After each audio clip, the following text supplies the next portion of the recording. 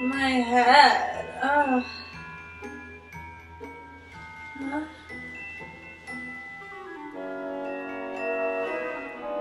Boils and ghouls? What are you doing here?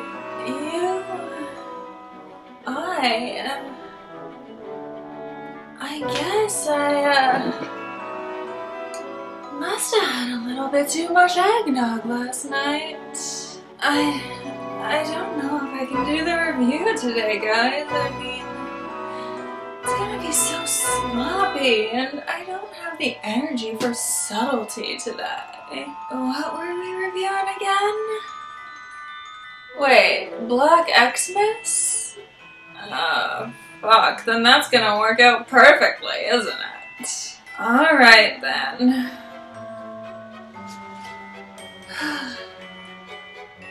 Let's do this then! So in the early 2000s, director Glenn Morgan noticed that every single slasher movie that had even the slightest amount of public interest also had like a gazillion sequels.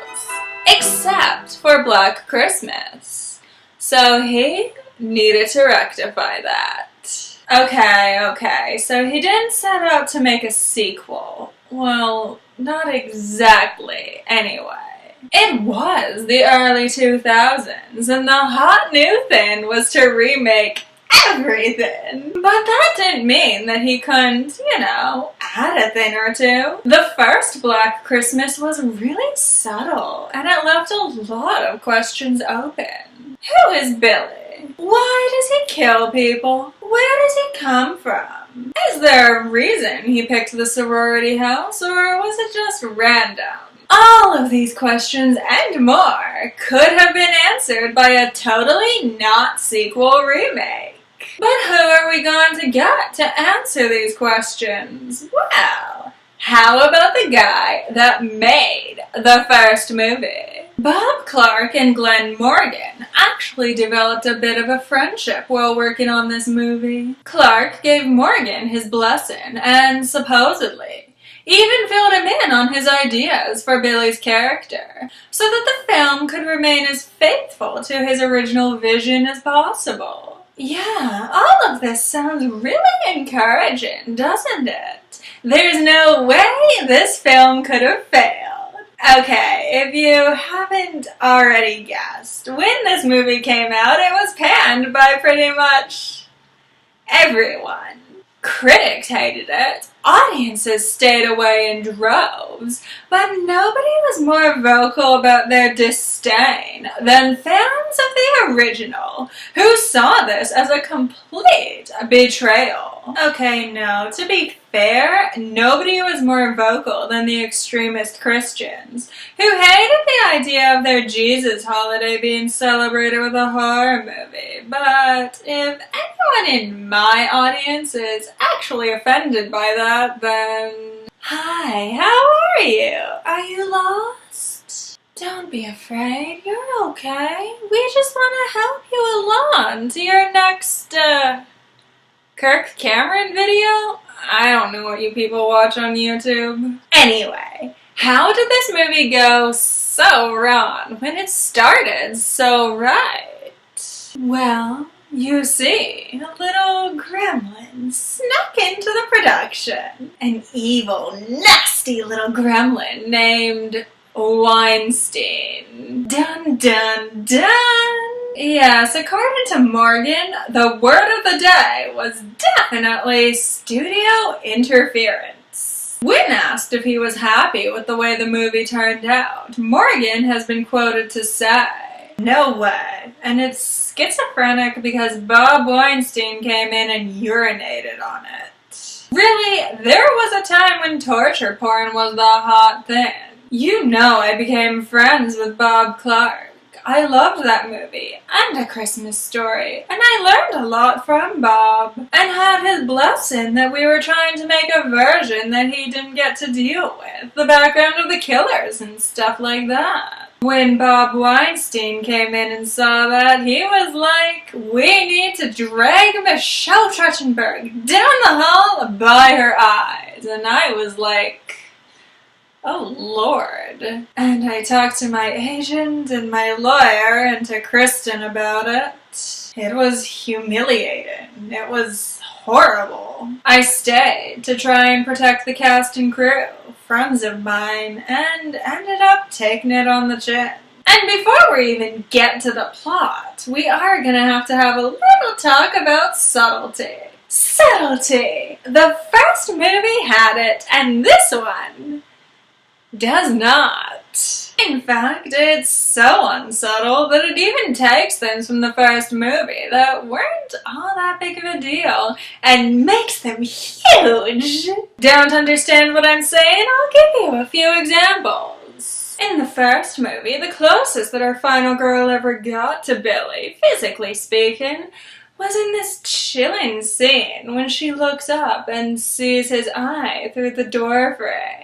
It's a haunting scene, one of the best in the movie, I think, because you don't know how long he's been standing there watching her, calm, when he's already murdered all of her friends. In this movie, eyeballs are everywhere. Eyeballs! They get popped out of skulls, squished between teeth. If Billy can't find a hole to stick his eye in, then by God, he'll make one. I cannot possibly oversell how obsessed this movie is with eyeballs. Another thing, in the original movie, one of the girls got murdered with a plastic bag around her head. From then on, the camera would just occasionally cut back to her body, still wrapped in plastic, even as all of this was happening. And here, this movie couldn't settle with just one corpse with a bag on its head. You get a bag, and you get a bag. Everyone gets a bag on their head. Oh, and if that wasn't bad enough, this movie has a penchant for explaining. And they do explain everything. Who is Billy? Billy is an escaped mental patient who was abused by his mother as a child until he eventually murdered her, which led to him being locked up until that one holiday that he's obsessed with rolls around. Wait, did the first Black Christmas inspire Halloween, which eventually went on to inspire the second Black Christmas? Since when is Billy Michael fucking Myers? Why did Billy choose the sorority house? Because the sorority house is actually Billy's childhood home. Which doesn't make any fucking sense, because judging from the flashback scenes, Billy grew up in a low-income household, and we're supposed to believe that these rich, privileged sorority girls just accept living in the sort of neighborhood that Billy's mother would have afforded? But I guess we have to rip off Michael Myers as much as humanly possible.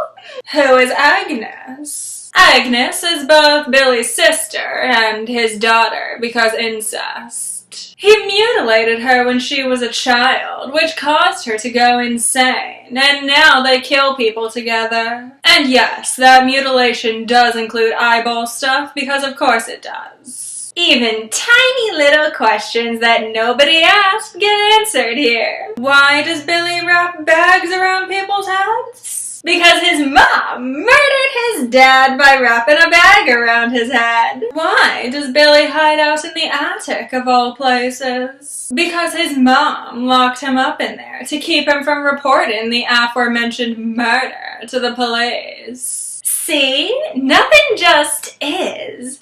Everything has an explanation. Billy barely even had a first name in the original movie, but here, he has a first name, a middle name, a last name, a family, a skin disease that makes him look like the pedophile guy from Sin City, and a meticulously plotted reason for everything he does. You know what Billy feels like here? He feels like a character that someone has been planning for 32 years now, and they finally get an opportunity to explain everything that they've been thinking. And you know, each and every idea is just so important that we can't scrap any of it. We need all 32 years of planning jam-packed in this single slasher movie, or else we're letting down the fans who want to know. Who's Billy? Well, boys and ghouls, we got what we wanted. Are you happy? Okay, I think I got most of my complaining out of the way, but let's still do a brief run-through on that plot, see if I missed anything. So we open up on the world's most hostile sorority house ever. Yeah, this is one of those horror movies that thinks it adds character to make each and every one of them mad at each other all the time. God, do I hate those movies. Anyway, who is our replacement Jess for the evening? Well, this girl. Not named Jess, even though she serves basically the same purpose. I mean, she has the red herring boyfriend anyway, and she's the final girl. But all of that abortion and slut-shaming stuff, yeah, that's been taken out. I don't really know why, because it's not like abortion and slut-shaming stopped being an issue between 1974 and 2006, but I guess it is for the best that we didn't hear an opinion on the matter from a movie heavily under the thumb of the Weinsteins. But if there's no abortion for him to get upset about, then why is the boyfriend a red herring this time around? Because he wants to spend time with his girlfriend! Say it ain't so! And also, because a rival of his that we never actually meet leaks his sex tape that he made with his girlfriend. As far as we know, with her consent, too, because that issue is never addressed. She just gets really mad at him for having his sex tape leaked by someone else. Look, I can understand being upset that it's on the internet, but it's not his fault. He's probably just as upset as you are. There is another red herring in this movie, a girl with glasses that's only in one scene and serves no purpose. Everyone gets immediately scared of her the minute that she enters the room, which doesn't make any sense because she's their friend and she didn't do anything and she doesn't even turn out to be the killer, so why is she here? Anyway, you know the drill. The girls are picked off one by one in between flashbacks of serial killer making things happening to Billy as a child. Another thing that they change about this movie is that after every death, Billy calls the house from one of the dead girl's cell phones, which makes our heroes look a little bit extra stupid when they don't immediately start freaking out at the call display, but, you know. And while the first movie gave us minimal gore, this one gives us all the gore! So much gore! More gore than you can imagine! Just when you think you've had enough, Billy makes cookies out of a dead woman's skin, and an icicle impales someone through the eye. This keeps happening until cue the climax. The girls face off against Billy and Agnes, too, because there needed to be some sort of twist, and everyone already knew that the calls were coming from inside the house this time. Everyone dies except the final girl. The end. So, final thoughts? Okay, I'm going to say something that you might not believe. I kinda don't hate this movie. Yes, I know. I've spent this whole review complaining about how terrible this is, and that's all still true. But you don't understand. This movie is terrible in the most extreme, over-the-top, unsubtle ways that it kind of circles back around and becomes fun again. It's cliche. It's stupid. The gore is gross and unnecessary. The original movie is clearly superior in every possible way, and yet I still enjoy watching it. I mean, come on. Where else are you gonna see someone make Christmas cookies out of someone's skin? Do I recommend this movie? Not necessarily. I don't think this movie deserves any praise or, money. But I will say that if you have an opportunity to get your friends together and laugh at this stupid movie, then take it. There are much worse ways to spend your time. And is one of those ways watching the next Black Christmas remake? Well, I guess you're gonna have to wait until next week to find out, won't you? Thank you for joining me, boils and ghouls, and remember to have a very scary Christmas.